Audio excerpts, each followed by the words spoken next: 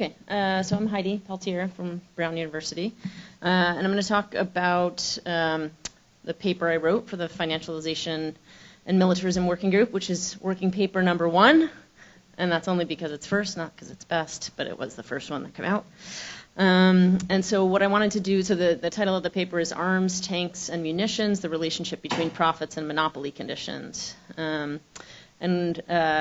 You know, what was clear to me was that production and sales of arms, tanks, and munitions are dominated globally by a few large firms, and that these firms often have monopolies on certain goods, such as the Abrams tank, that's the main battle tank of the U.S., produced by General Dynamics. And in addition, de facto monopolies are created through the contracting process. The U.S. Department of Defense offers what are called sole supplier contracts to certain firms, which enable them to avoid competition. So the paper explores the question of whether a lack of competition in the arms, tanks, and munitions industries result in higher profits for the monopolistic firms. And for reasons I'll explain in a minute, we end up focusing on a case study of General Dynamics, which is one of the big 5 firms in the defense sector and earns about 70% of its revenue from sales to the government. So the goal of the paper was to explore the connection between profits and monopoly in global arms production. If we look at the industries that produce arms, tanks, and munitions, or what I call the ATM industries, we find that the top 4 or 5 firms together account for about 60 to 70% of production and sales in those industries, and that they dominate the market not only through market concentration, but also through the way the contracts are negotiated with the U.S. government, and also through lobbying and political campaign contributions, which I touch on just briefly in the paper. So the thesis of the paper is probably obvious, that with more monopoly power or monopoly-like conditions, firms will have higher than average profits in those in the goods in which they have monopolies. So to put contracting in context a little bit, more than 1/2 of all Department of Defense spending goes to contractors. So in recent years, the U.S. Department of Defense spends somewhere in the ballpark of 750 to 800 billion overall, and 400 billion or so go to private firms, go to defense contractors. And that's both within the U.S. and contractors for the DoD in other countries. The federal government has long used contractors for all types of military-related and other functions, but the use of contractors has grown significantly in recent decades. First with the neoliberal policies in the 70s and 80s that led to just an increase in contracting of all types, and then in the post-9/11 era, DoD contracting has more than doubled. So from 2001 to 2020, it grew about 164%. Contractors are supposed to perform functions that are not inherently governmental, but that line has increasingly gotten blurred in recent years. The justification for contracting is to increase efficiencies and reduce costs through competition. But there are various types of federal contracts which are not competed, including what are called sole supplier or unique source, or contracts for matters of urgency. The federal acquisition regulations, I won't read through the list, but these are all the reasons why a private firm could get essentially a monopoly through contract. These are the policies for other than full and open competition for a contract. And by far the one that is used the most is that there's only one responsible source and no other suppliers or services will satisfy agency requirements. Of course, firms well, I'll get to that point in a minute. So a little bit more on the context. So in recent years, research, including my own and research by others, has shown that only about 1/2 of DoD contracts are competitive. I wrote a paper with the Cost of War Project that was published in 2020 called The Growth of the Camo Economy and the Commercialization of the Post-9/11 Wars. And in there I analyzed 20 years of DoD contracts. And I end up referring to military contracting as the camo economy because it hides all manner of things. Who's getting paid, who, how many people are employed, how many contractors are injured or killed during wars, and in general, it shields from public view the full extent and costs of the military economy. There was another study in 2020 that came out looking at competition in contracting and found that the main justification for what are called sole source contracts are that there is only one responsible source, and so firms like the Big Five in the defense industry that dominate the market can then show themselves to be the only viable source for a contract and then secure a sole source contract that grants them a monopoly on the production of a certain good or service.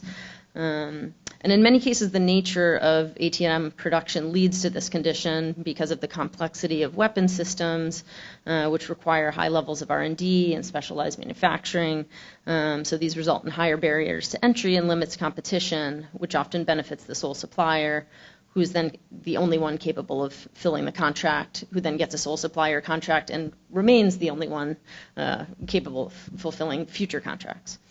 And then, in addition, large contractors spend significant sums on lobbying and political influence, further enhancing their ability to secure sole supplier contracts. According to the website opensecrets.org, which follows campaign contributions and political lobbying, the Big Five spent about $11 to $13 million each in 2020, or $60 million combined on just lobbying.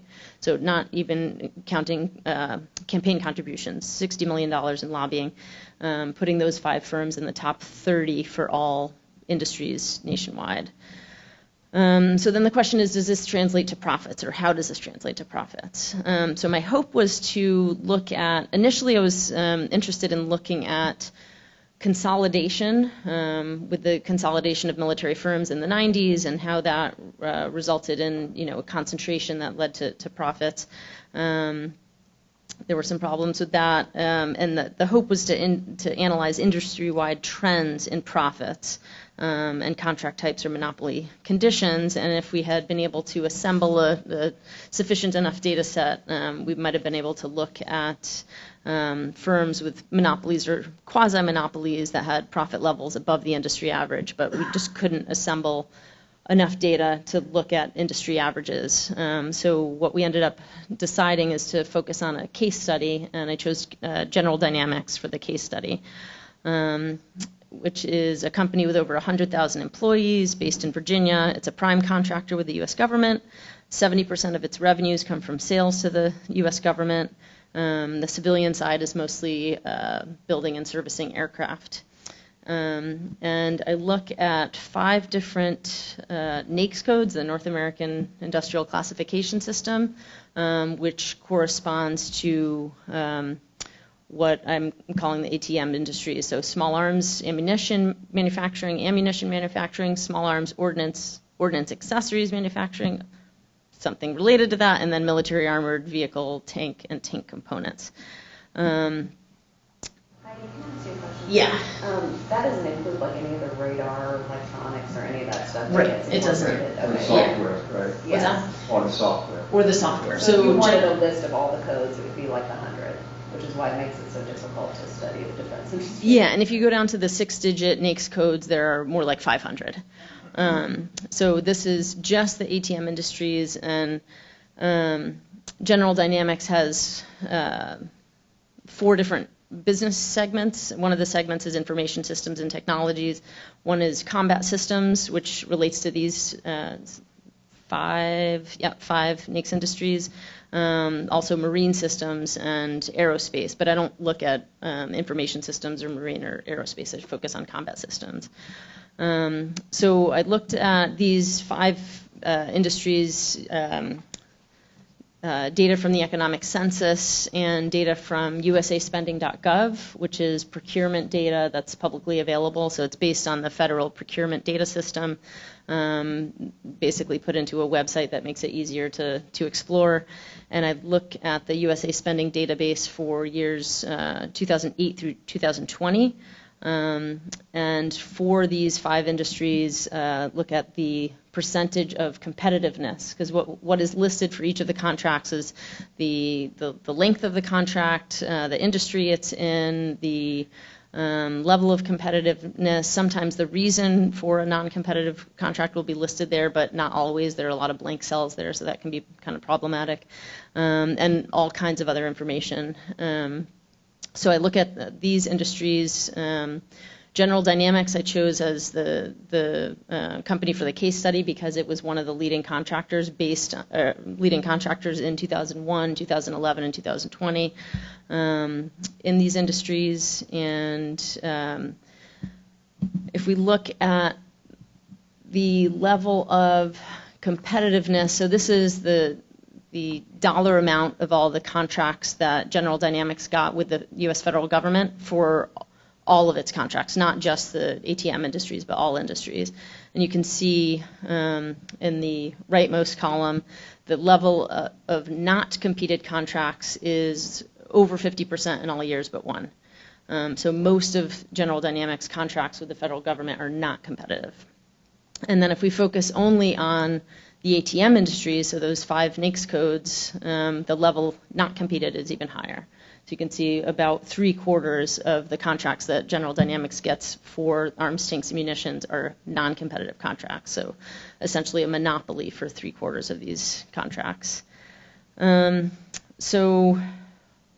Yes. I remember we discussed this earlier, but are there any studies comparing this cross-national, like how this concentration level would look like, say, in Germany or UK?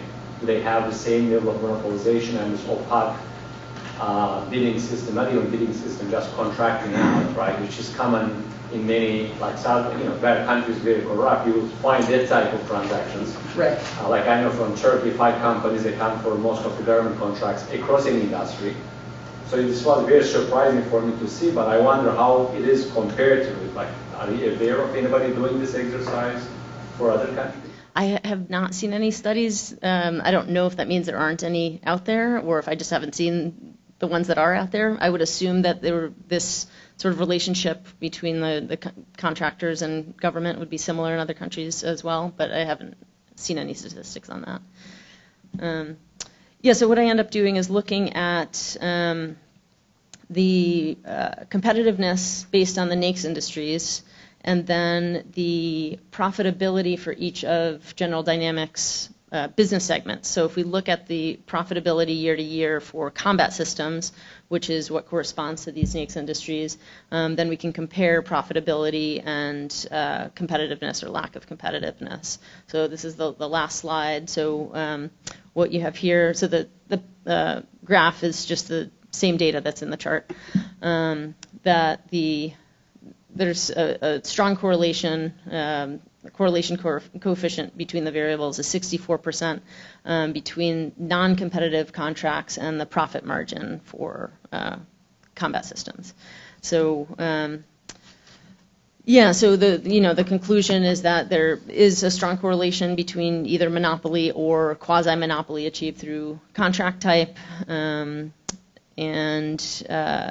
think there is a significant amount of work that can continue to be done, especially if we can find data, which I think at this point would be a very labor-intensive exercise because we've gone through various databases, CompuStat, the Economic Census, different business databases, trying to assemble a data set.